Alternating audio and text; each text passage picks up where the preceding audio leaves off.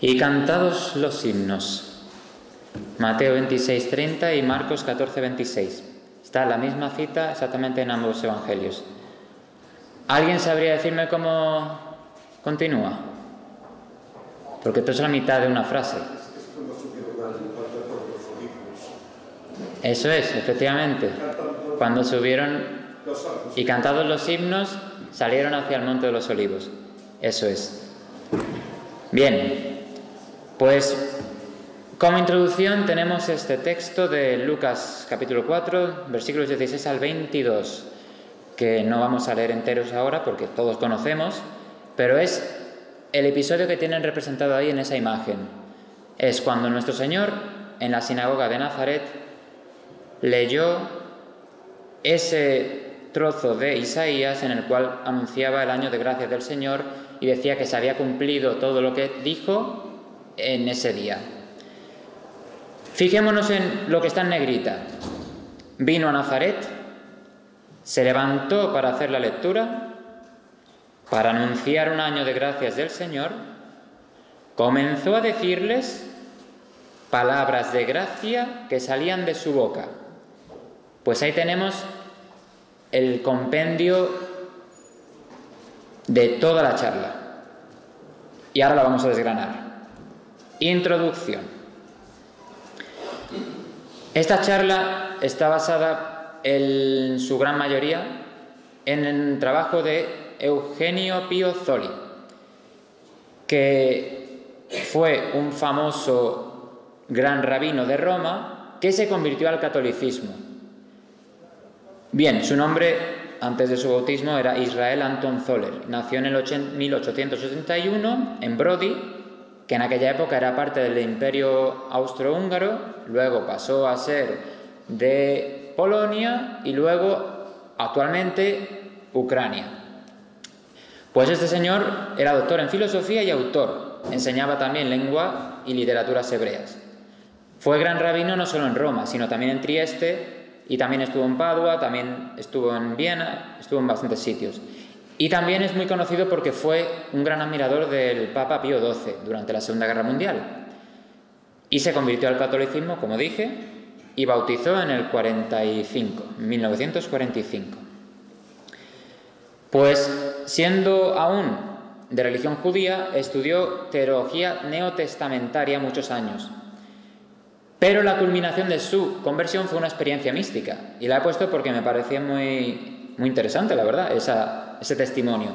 Que estaba en la sinagoga presidiendo el servicio del día del Yom Kippur, el día de la expiación, del gran perdón, y entonces tuvo una visión de Jesús que le decía: estás aquí por última vez, a partir de ahora me seguirás. Imagínense, un judío presidiendo el acto del Yom Kippur y se le aparece Jesús y le dice esto. Se queda epatuflé. Pues una hora después, su mujer le dice, cuando estaban cenando, atención que todavía hay más: hoy mientras estabas ante el arca de la Torá, me pareció como si una figura blanca de Jesús estuviera colocando sus manos sobre ti, como si te estuviera bendiciendo. Pues ahora ese patuflé al cuadrado. Imagínense cómo se quedó. O sea, yo lo he visto, pero tú también. Bueno. Pues ni corto ni perezoso recibió el bautismo en el 45 y escogió el nombre de Eugenio por el Papa al cual admiraba, por la gran obra que hizo el Papa Pío XII en la Segunda Guerra Mundial, ayudando a los judíos y respecto a toda la situación de la Segunda Guerra Mundial, el nazismo, etc. Y su mujer y su hija también se convirtieron al catolicismo. Ahí en esa imagen tenemos a Eugenio Piazzoli con su padrino de bautismo, que era el padre Joselino Virola. Bueno, todo esto para decir que el trabajo en el cual esta charla estaba basada es en un libro suyo que escribió en el 48 llamado El Nazareno, Estudios en Exégesis del Nuevo Testamento, que hasta donde yo sé solo está en inglés. Entonces, pues para el habla hispana va a ser una primicia. Pues El Nazareno, sin más preámbulos. Pregunta: ¿por qué se atribuye a Jesús el título de Nazareno? Esto algunos se lo pueden haber preguntado, otros no, porque lo que popularmente se suele pensar es, bueno, era de Nazaret, pues Jesús el Nazareno. Y la mayoría pues no nos hacemos más preguntas. Pero ha habido muchos estudiosos a lo largo de los siglos que se han preguntado por qué. Y ha habido ríos de tinta que han hablado sobre esto. Bueno, pues esas investigaciones han llegado a varios puntos. 5 aquí recogidos en total. Se le llamaba el Nazareno porque la ciudad de origen de Jesús era Nazaret, o también Nazara. Esa es la primera. La segunda, debido a la cita que hay en San Mateos, citando a su vez a Isaías 11:1, que es la flor de Jesé. Y flor se dice Neser, y Neser es la raíz de Nazareno. Esa sería otra posible explicación. Tercera, del grupo judío de los Noser o Noserim, en plural, que eran los observantes religiosos, porque ciertamente Jesús cumplía ciertas partes de ellos, llevaba el pelo largo, hacía una abstinencia, etc. Cuarto, de las sectas precristianas de los mandeístas o de los nazoritas. Los mandeístas, para quien no lo sepa, eran los seguidores de Juan el Bautista, así se les llamaba, por eso era una secta precristiana, antes de Cristo. Y los nazoritas, pues, eran un grupo aristocrático de la religión judía, que eran una especie de cantores de una nueva fe con nuevos himnos y además sospechosos de magia. Bueno, esa es la cuarta, que pudiera venir de ahí. Y la quinta es que Nazareno pudiera venir de los Nazir o Nazareus, esto es, abstinentes, santos, consagrados a Dios. Ahora que leo esto, tengo que corregir lo que he dicho en el grupo 3. Cuando he dicho los observantes religiosos y he dicho lo del pelo largo y todo eso, eso se aplica al quinto, al que acabo de decir ahora, a los abstinentes, Nazir, Nazareus, los consagrados a Dios, los santos, como por ejemplo se consideraba a Juan el Bautista, porque él también llevaba una vida de penitencia, comía parcamente. Los del grupo tercero eran más bien unos preservadores de la religión porque cumplían muy estrictamente las leyes. Así que digo esto para corregir ese error que he dicho en el tercer punto. Sería el quinto, el tema del pelo largo, estos nazareus abstinentes. Y ahí tenemos abajo escrito en hebreo la mitad de lo que viene en el INRI, que es Jesús el Nazareno, pero falta Rey de los Judíos, que como ahí está puesto porque yo hasta ahora no sé nada de hebreo, pues se lee Yeshua Hanitzrati.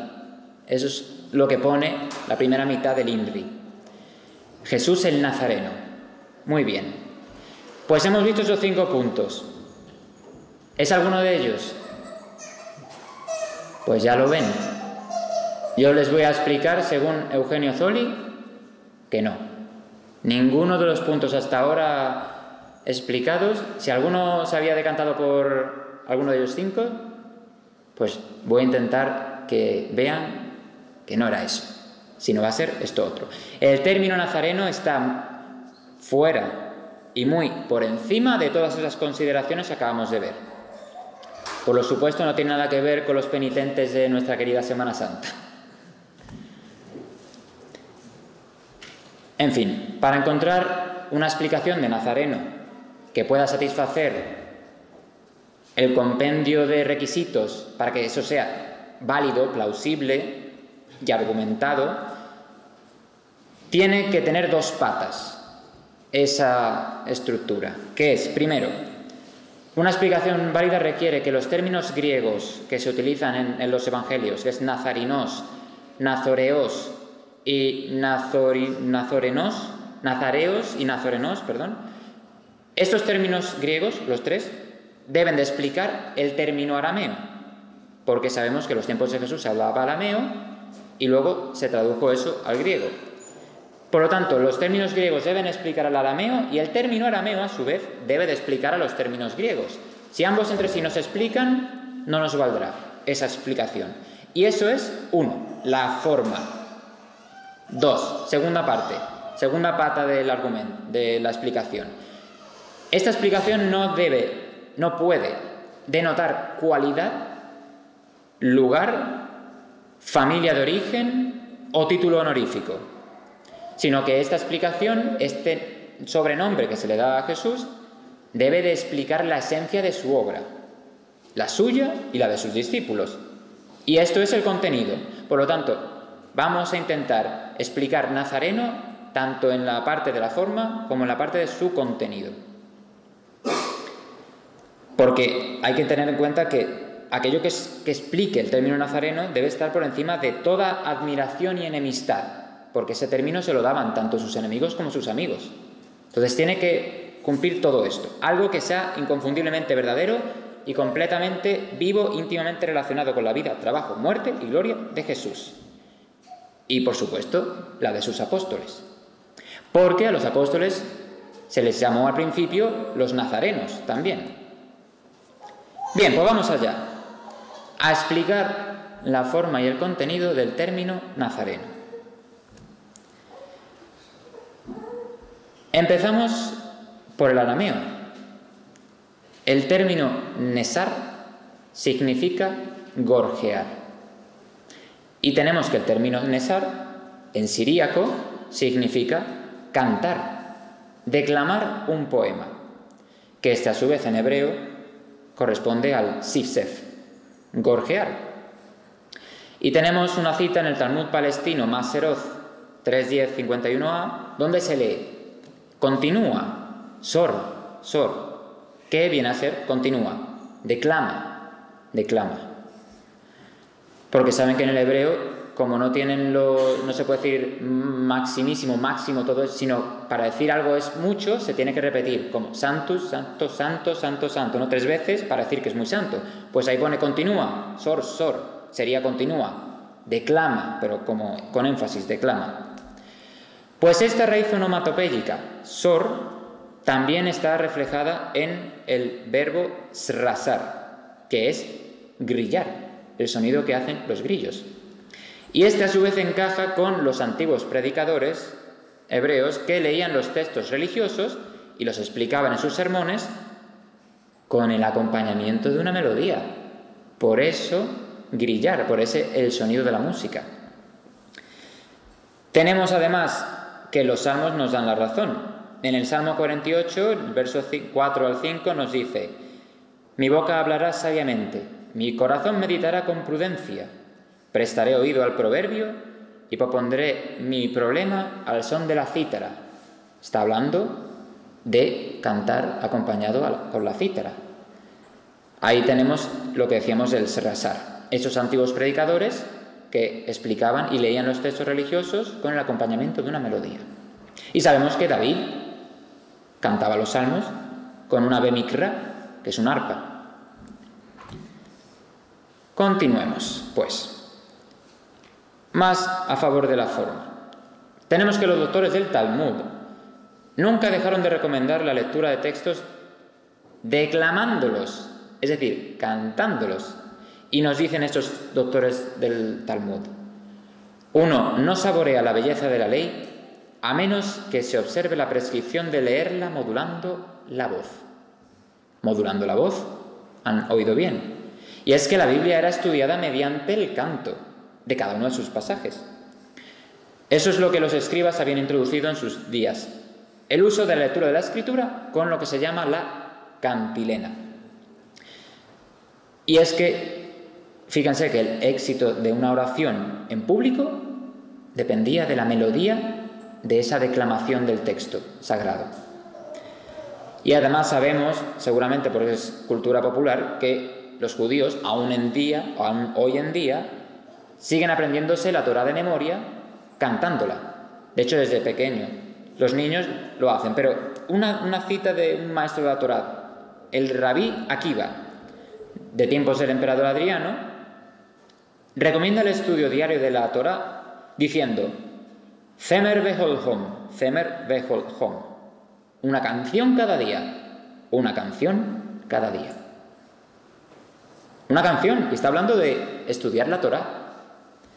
Y es que el zemer, lo que he dicho, zemer, ese verbo significa cantar acompañándose con música.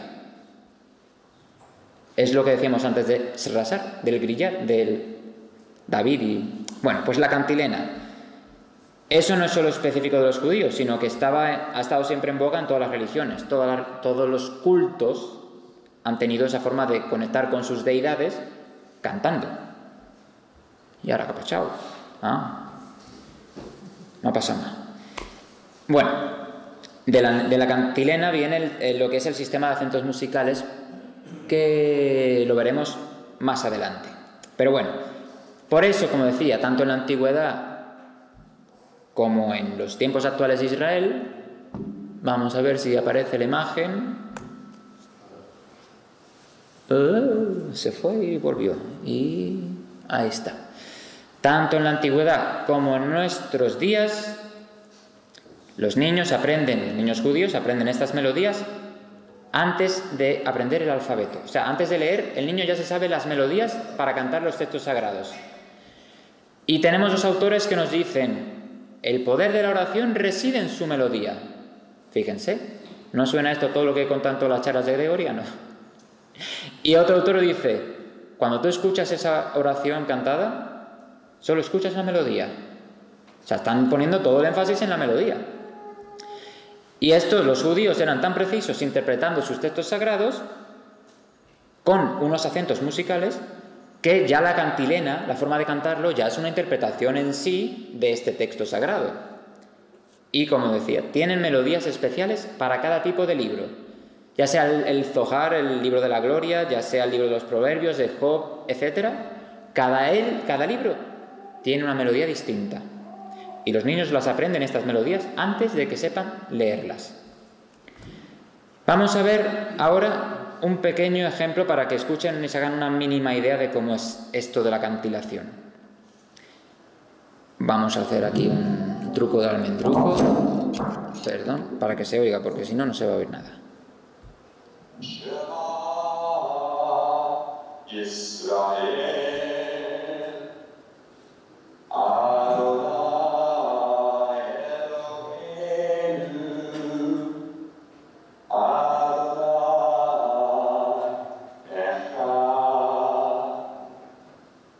Bueno, pues eso ha sido el principio del Deuteronomio en el capítulo 6, versos 4 a 7, que es lo de: Señor, escucha Israel, Dios es tu único, el Señor es tu único Dios, ¿no?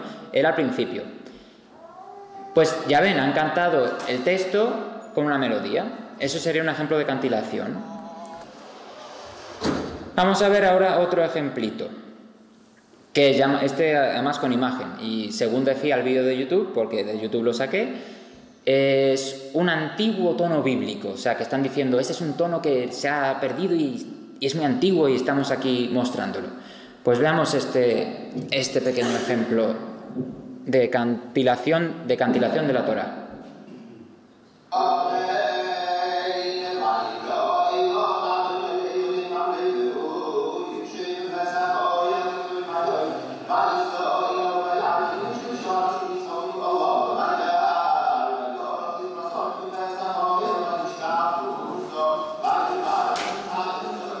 Bueno, pues han visto un pequeño ejemplo de cómo es, ¿no? Ya ven, ese movimiento es parte de la memorización, porque se lo han aprendido recitándolo así y cantándolo. Y aquí tenemos, en la derecha de esa imagen, tenemos una transcripción con notas de cómo sería una melodía de cantilación. En concreto, eso es también sacado de un vídeo de YouTube, y sería el primer verso del capítulo 20 del Génesis. Y esa melodía hacía más o menos como: Aisha, Misha, Abraham, Autza, Yanege, Vaishev, Kadesh, Ovenchur, Vayagag, Bevag. Más o menos, para que se hagan una idea. Yo me he tenido que escuchar mucho el vídeo para hacer esto, Porque, como digo, yo no leo hebreo. Vale, vamos. Entonces ahí han visto unos ejemplos de cantilación. Es cantar la escritura. Pues bien, si los judíos desde antiguo hasta hoy lo han hecho, es lógico que Jesús también lo hacía, porque Jesús era judío y Jesús era un judío ejemplar. Entonces, si el judío ejemplar hacía esto, Jesús no era menos. Y Jesús era el gran orador y gran hombre de oración, y siguió la costumbre general, por lo tanto, cuando predicaba y rezaba en público. Ojo, al igual que sus discípulos. Por lo tanto, nos dice Eugenio, nazarenos derivó de la raíz NSR, que esta raíz en concreto significa exactamente predicadores, declamadores, puesto que Jesús y sus discípulos alcanzaban el éxito por la lectura modulada y ricamente interpretativa de los pasajes proféticos.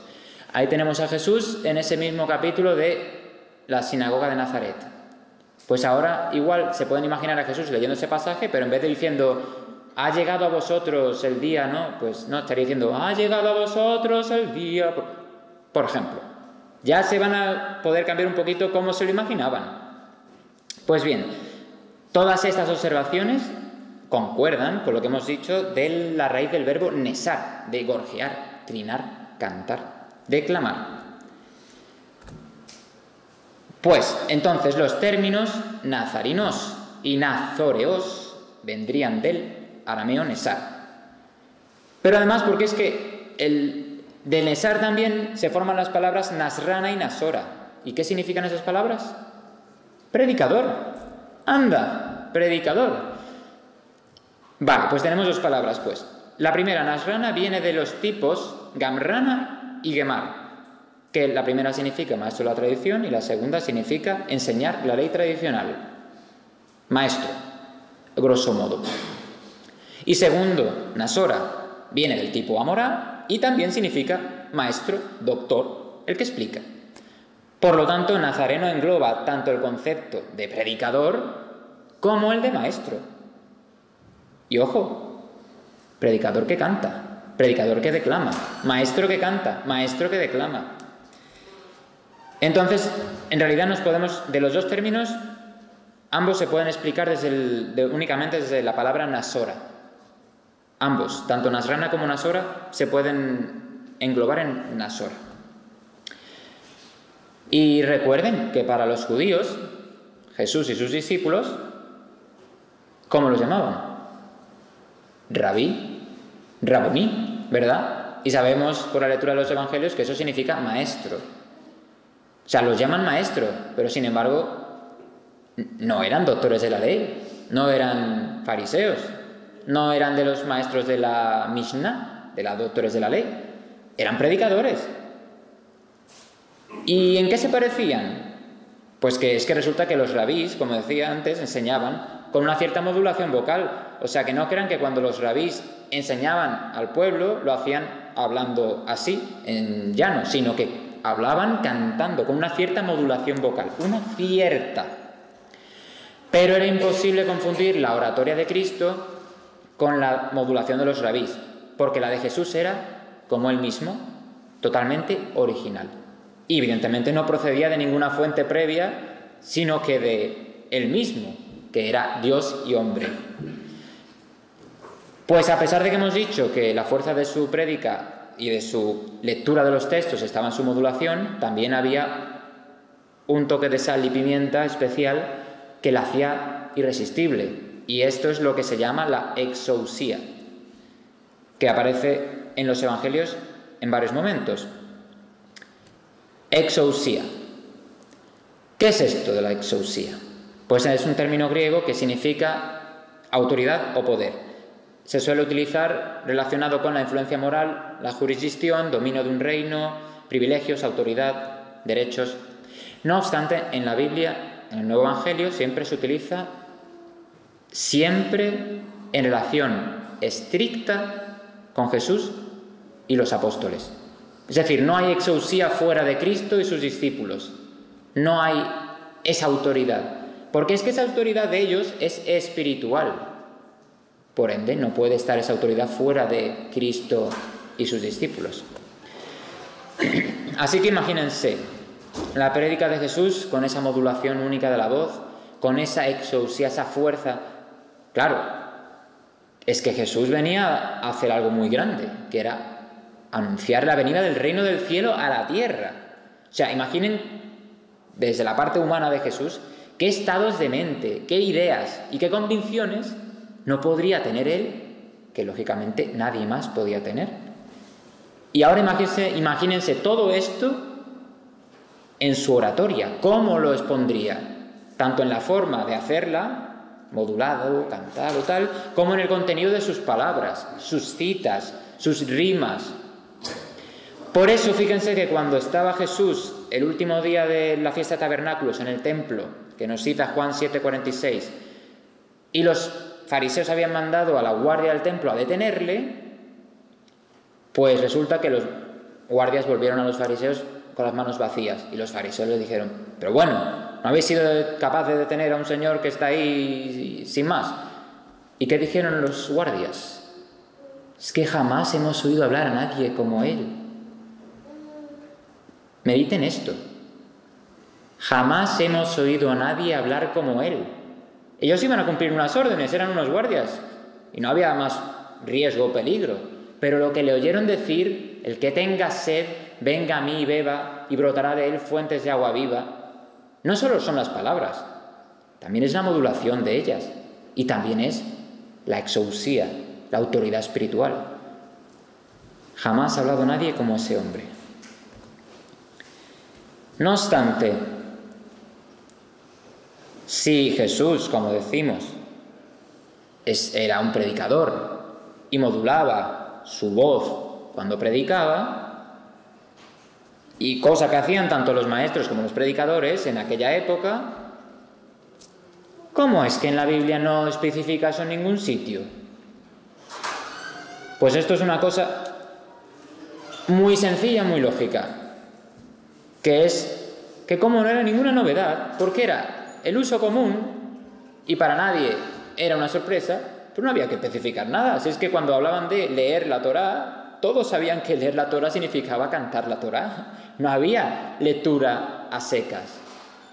Y además los rabís no eran considerados declamadores, aunque tenían una cierta declamación, como hemos dicho antes, declamación que nunca alcanzaba el nivel de la canción. O sea, para que nos entendamos, era como una declamación media, ¿no? Sin llegar a demasiada pompa musical. Esto nos hace entender que si los maestros se coartaban, se reprimían en esta melodía de su declamación, es porque en otro ámbito, que era el del oficio divino, ahí sí se permitía la expansión total del canto, de la modulación vocal.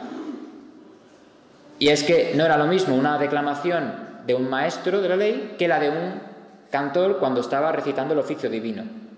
Esas melodías llegaban hasta ser canciones en sí.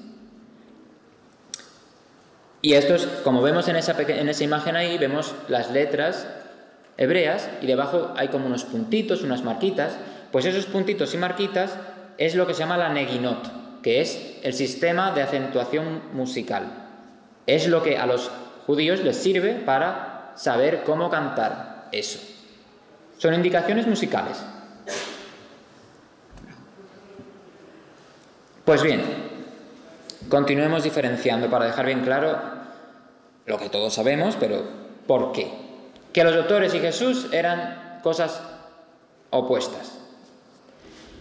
Los doctores, por un lado, en su prédica, en su prédica, o mejor dicho, en su enseñanza de la ley, nunca solían usar sentimientos expresivos. Es decir, cosas rimbombantes que apelaran a la emoción, que te saltaran y cosas así, nada de impresionar. Era todo un método deductivo, racional, lógico, nada de cosas muy poéticas y deducción, lógico, razonamiento. Y además eran súper escrupulosos citando al maestro anterior del cual habían recibido esa enseñanza.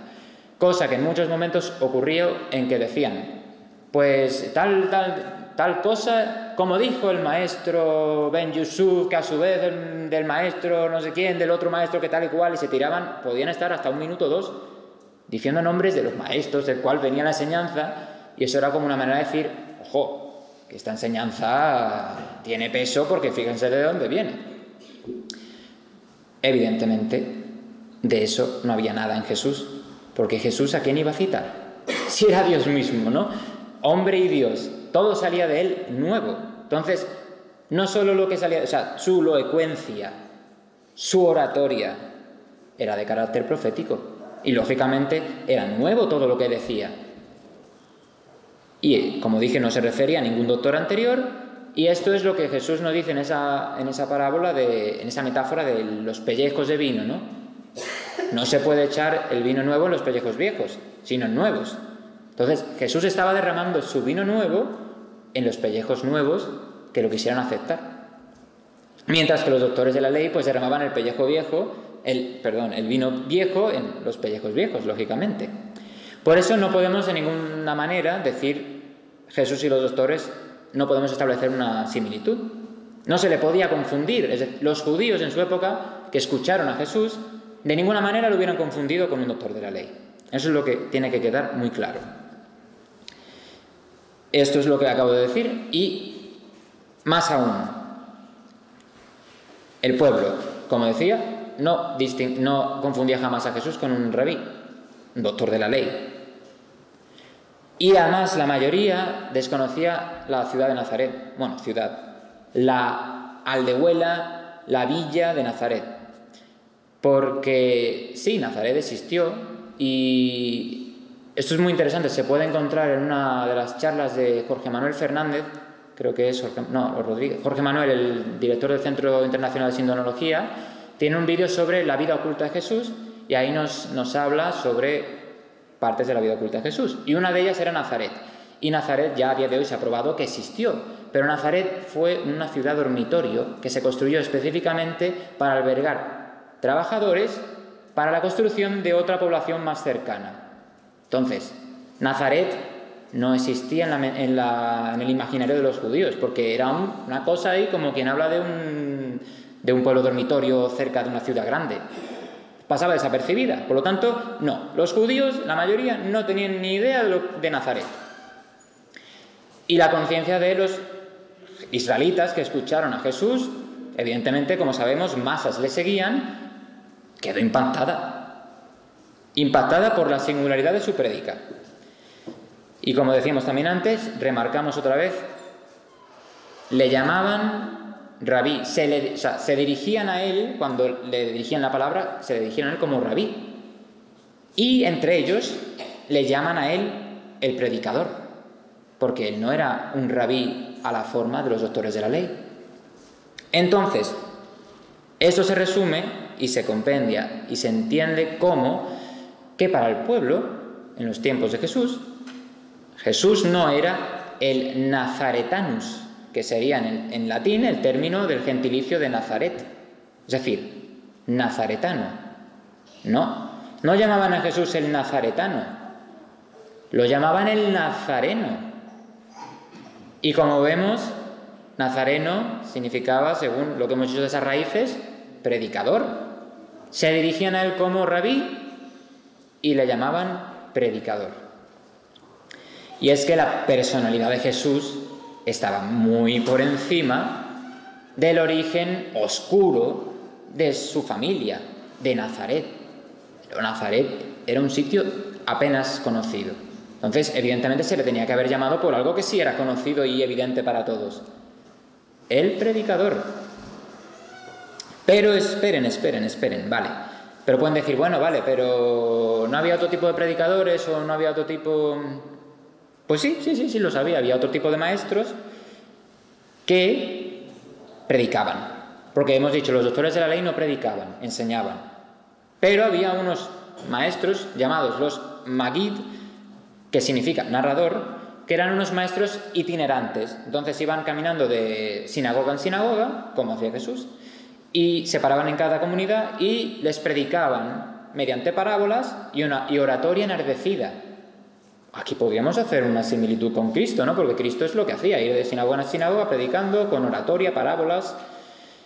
Pero ¿cuál es la diferencia que nos hace ya borrar esta posibilidad? Pues que su discurso estaba orientado principalmente a las normas legales, a halahik, o halakik, como se pronuncia. Y el verbo que se les aplicaba de su enseñanza era limed, que es una terminología talmúdica que viene a significar esto mismo, deducir normas de carácter legal. Entonces aquí vemos que esto no se aplica a Jesús, porque Jesús no se dedicó a ir de pueblo en pueblo enseñando las leyes legales de los judíos. Por lo tanto, descartados. Eso no tiene nada que ver con la prédica cristiana de Jesús y sus discípulos. La enseñanza de Jesús fue no una explicación, no una deducción de hechos o de pasajes, sino la referencia directa a un cumplimiento. El cumplimiento de la llegada, la venida esperada del Mesías. Esa es su enseñanza. Todo lo que él dice y todo lo que él hace apunta a ese hecho, al que leyó en Isaías. Se ha cumplido aquí, tenéis al Mesías.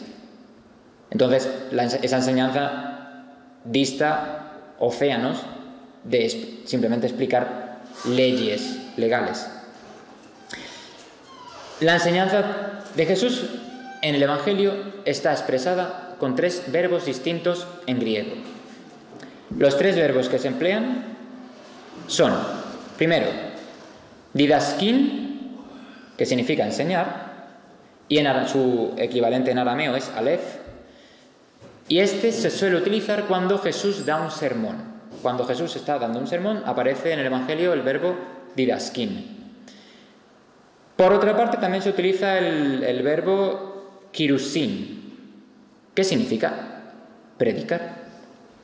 Y esta, a su vez, tiene en arameo el equivalente de karog, que, fíjense qué curioso, la equivalente aramea de karog significa, es la llamada de los levitas y israelitas al oficio divino. O sea, estamos hablando de una prédica que se asemeja en el término arameo a la llamada al oficio divino. Y bueno, todos saben que los mismos musulmanes llaman al canto del rezo desde los minaretes, como he dicho, cantando. Pues efectivamente, ese canto de llamada al oficio divino, ¿no? Pues eso está relacionado con la prédica. Fíjense qué relación más curiosa, nuevamente. Y el tercer verbo que aparece en el Evangelio respecto a la enseñanza de nuestro Señor es el verbo evangelizin, que, bueno, se entiende bastante bien del griego, evangelizar, ¿verdad? Esto es lo que significa es anunciar buenas nuevas. Evangelizar es la buena nueva, anunciar la buena nueva. Y en arameo su equivalente es anunciar, que es baser, ¿no? Pues total. Entonces, si mezclamos los 3 verbos que se emplean en la prédica de Jesús en los evangelios, tenemos que Jesús en su enseñanza es enseñanza, prédica y anuncio de buenas nuevas.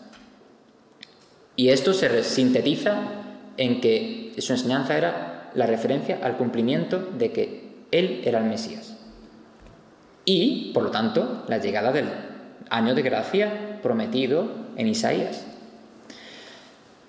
Y tenemos que en el capítulo 9 de Lucas, exactamente el versículo 11, en este dice, en griego, elalei aftai pieritis basilias tou theu, que significa, les hablaba a ellos acerca del reino de Dios. Ahora bien, ¿qué puede significar este hablar? Si hasta ahora, como hemos dicho, no se explicitaba en el Evangelio que hablar o leer la Torá o predicar, no se especificaba que fuera modulando y cantando porque era la norma general y de todos conocida. Entonces, cuando dice les hablaba acerca del reino, esto no podría ser perfectamente un significado, un sentido figurativo de producir agradables sonidos musicales. Porque imagínense la prédica de Jesús con su oratoria y su locución, cuando les hablaba del reino, evidentemente lo que debía de sonar de su boca debía ser musicalmente agradable. Porque musical era, hasta ahora lo hemos estado argumentando y demostrando. Esto nos permitiría entonces hacer del compendio de la prédica cristiana una exposición en voz melódica, alta, sonora y agradable de la buena nueva, de la llegada del año de gracia del Señor. Fíjense que digo la prédica del cristianismo primitivo, claro, primitivo. Es decir, de Jesús y de sus discípulos. Porque no fue así que Jesús en algunos pasajes del Evangelio manda a sus discípulos de 2 en 2 a las villas cercanas a predicar. ¿Pueden ustedes pensar entonces ahora cómo predicaban?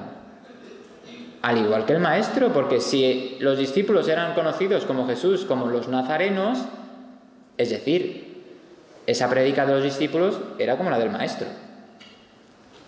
Por lo tanto, volvemos a la primera hipótesis que decíamos, que es que Nesar, el término arameo Nesar, era lo más probable de donde se derivó Nesar, Nesareno, Nazareno.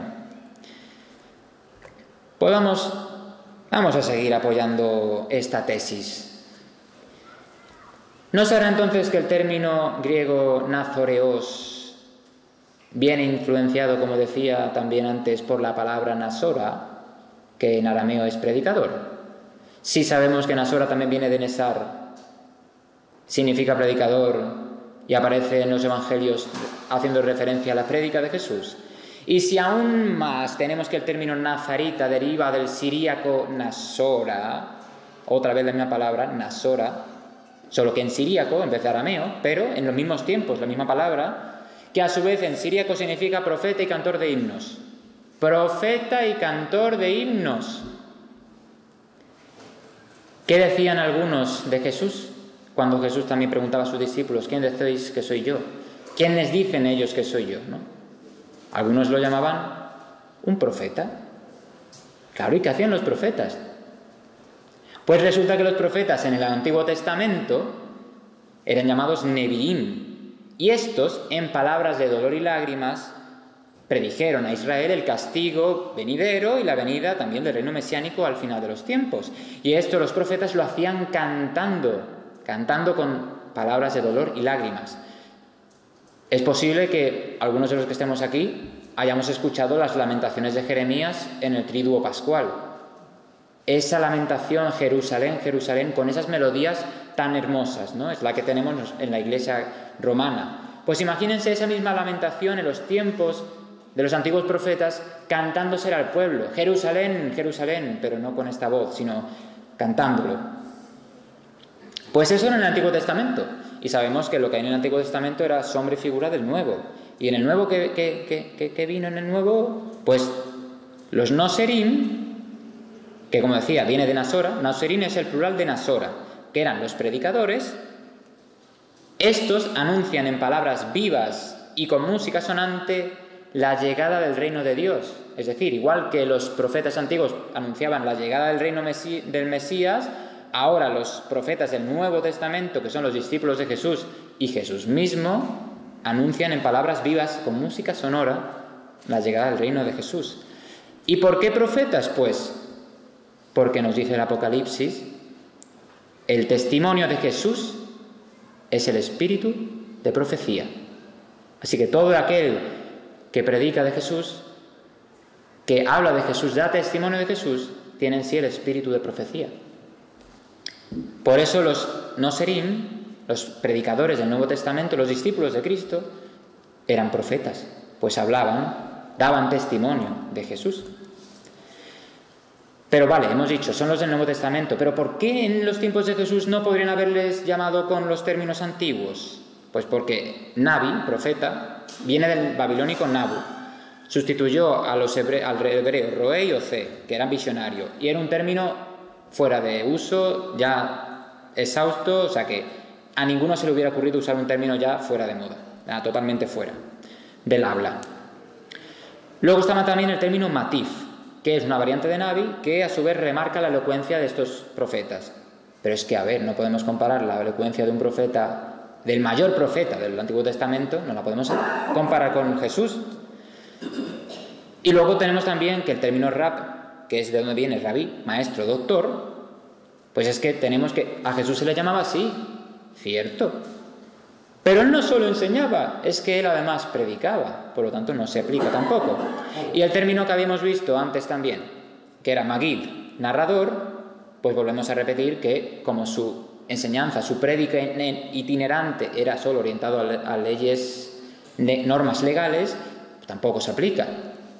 Y había un último término en los tiempos de Jesús aplicado a maestros, predicadores, etcétera, que era el término darshan, que es buscador o predicador. Pero es que claro, estos buscadores, estos predicadores, es que repetían ideas de maestros anteriores, de lo que ya tenían, evidentemente, y Jesús nada repetía, todo era nuevo en él. Entonces, dictamen, primer dictamen. Con todo lo que hasta ahora hemos mostrado y hemos afirmado, y por otro lado hemos categóricamente negado, hemos encontrado una base etimológica firme para decir que Jesús, según la tradición del Evangelio, porque todos estos términos vienen del Evangelio, es, al igual que Juan Bautista antes que él, y sus discípulos cristianos después de él, un predicador itinerante. Y, así como Juan, por la naturaleza de su obra, se le llamó el Bautista, pues así Jesús, por la obra que desempeñó en su vida, se le llamó el Nazareno. Porque Juan bautizaba y se le dijo el Bautista. Y Jesús predicaba y se le llamó el Nazareno. Aquí tenemos en el primero la forma y en el segundo el contenido. Y Nazareno, para terminar de remachar este argumento, es válido porque cumple con las hipótesis, cumple que el nombre era un nombre totalmente suyo. Nadie más se le habría llamado así, porque encima le distinguía de todo lo que había alrededor suya, de distintos predicadores y maestros. Le distinguía. Y además surgió espontáneamente, porque tanto sus enemigos y detractores como aquellos que lo seguían, todos le llamaban así. Por lo tanto, no podía significar ni nada bueno ni nada malo, porque entonces uno de ambos grupos no lo habría usado. Tenía que ser algo que simplemente lo describiera, su obra. Y además, pues porque efectivamente la competencia de esta prédica que él tenía era, como la de su época, melódica, pero con una melodía muy por encima de la de los predicadores de su tiempo. Por lo tanto, Jesús, en palabras de Petrarca, sería la flor de los profetas. Y esa es la flor predicha por Isaías en el capítulo 11:1, o quizá en otro. Ahora no me voy a pillar los dedos. Isaías en algún lugar habla de la flor, no de Jesé. Pues esta flor predicha por Isaías es la que luego Petrarca dijo, la flor de los profetas. Porque eso era lo que hacían los profetas, predicar la llegada del reino. Pero lo hacían cantando. Así pues, los nazarenos eran los cristianos y era Cristo. Y esa era su prédica, y eso era lo que los distinguía. Pero hoy en día nosotros no nos llaman nazarenos. Entonces, ¿cómo vemos esto en nuestros días? Pues sí, lo vemos. La prédica en el cristianismo de santos varones y mujeres, porque todos conocemos santos que se han dedicado a recorrer, a predicar el Evangelio, e incluso mujeres, porque ha habido mujeres que han sido párrocos, que han predicado. O sea que sí, eso se ha seguido dando después. Y es más, también el canto de los textos sagrados se ha seguido dando en el cristianismo. El canto litúrgico, al igual que los judíos cantan su Torá. Porque en el gregoriano, como dice el padre Columba Kelly, el benedictino, dice, el canto gregoriano es discurso cantado. Toma ya. Pues lo que hacía Jesús en su prédica, un discurso cantado.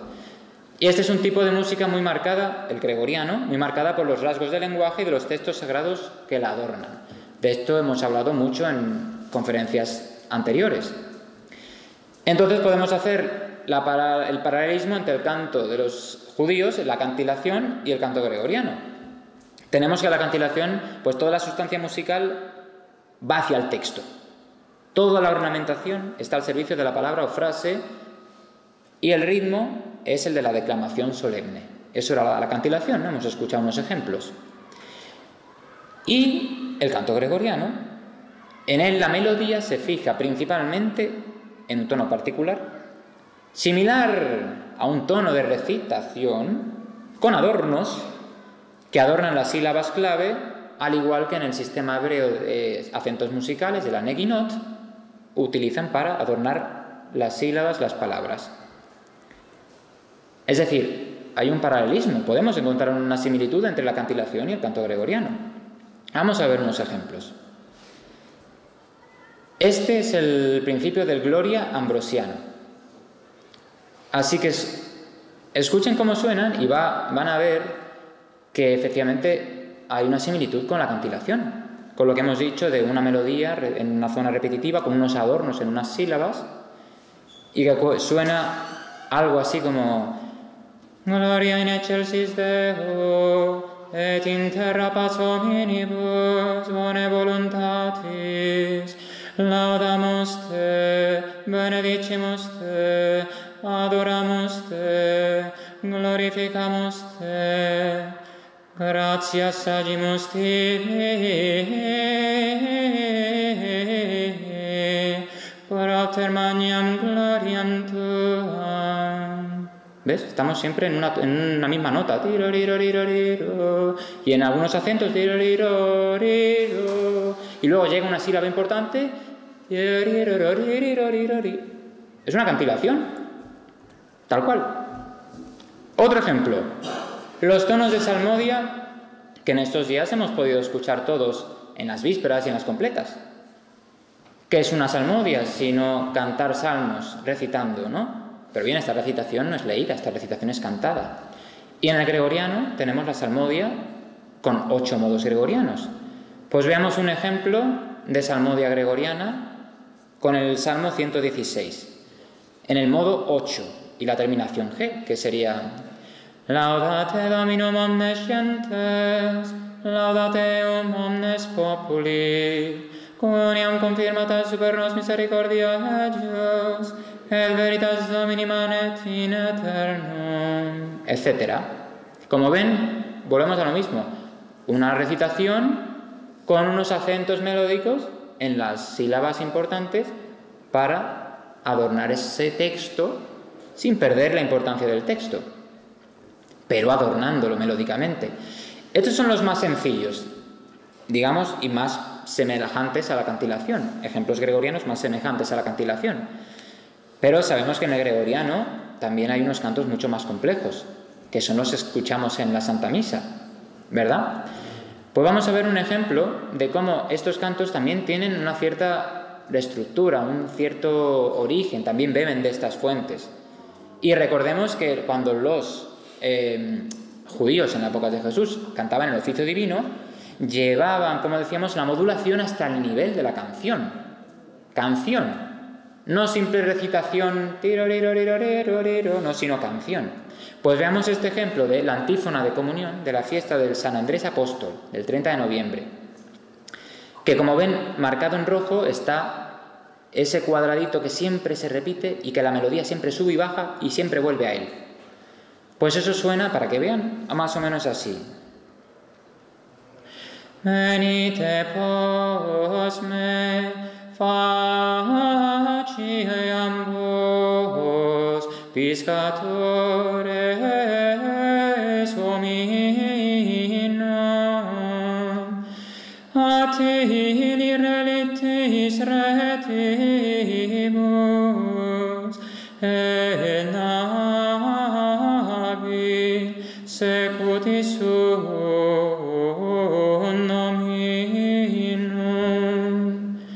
todo el tiempo ti, to, ti, to, ti, ti, to, ti, ti, ti, ti, ti, ti. Siempre estamos en el ti, ti, ti. Lo que pasa es que entre ti y ti, ti, ti, ti, ti, ti, ti, ti, ti, ti, ti, pero siempre ti, ti, ti, ti, ti, ti. ¿Ven?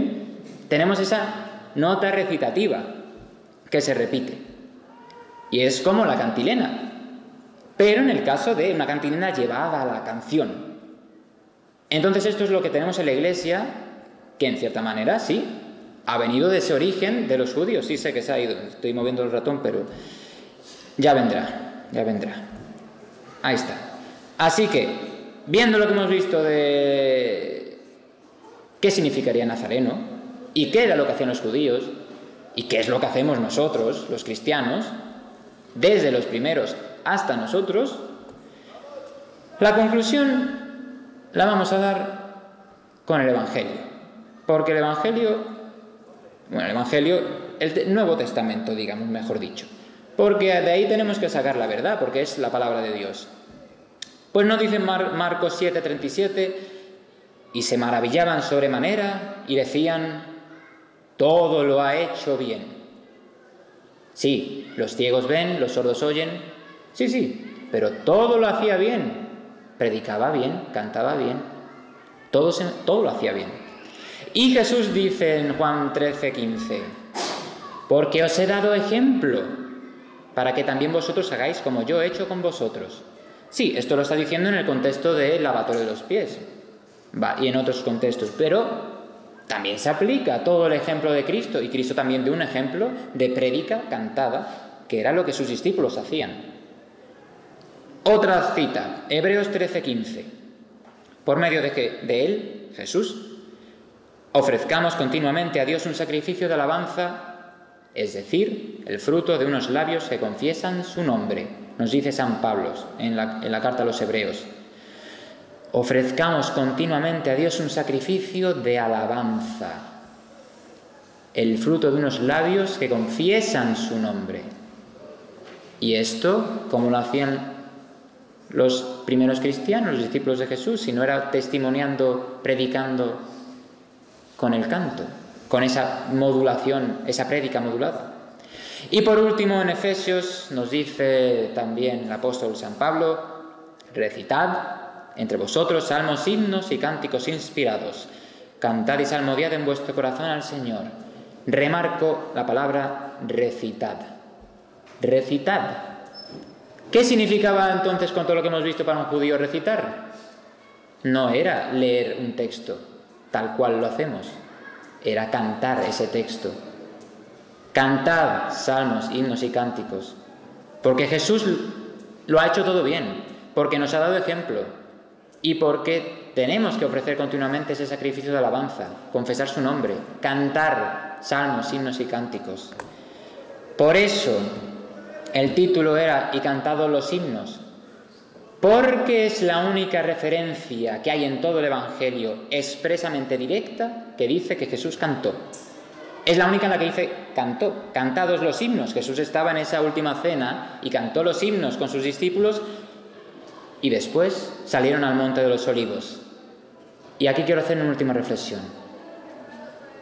Lo que hizo Jesús antes de salir al Monte de los Olivos, antes de ya ir a su pasión agónica en el huerto de Getsemaní, fue cantar. Por lo tanto, Él nos dio ejemplo de todo y todo lo hizo bien. Por ende, nosotros como cristianos, seguidores de Cristo, cantémosle, alabémosle con nuestra voz y vayamos al Monte de los Olivos a abrazar la cruz junto con nuestro Señor, que es la única salvación nuestra. Muchas gracias.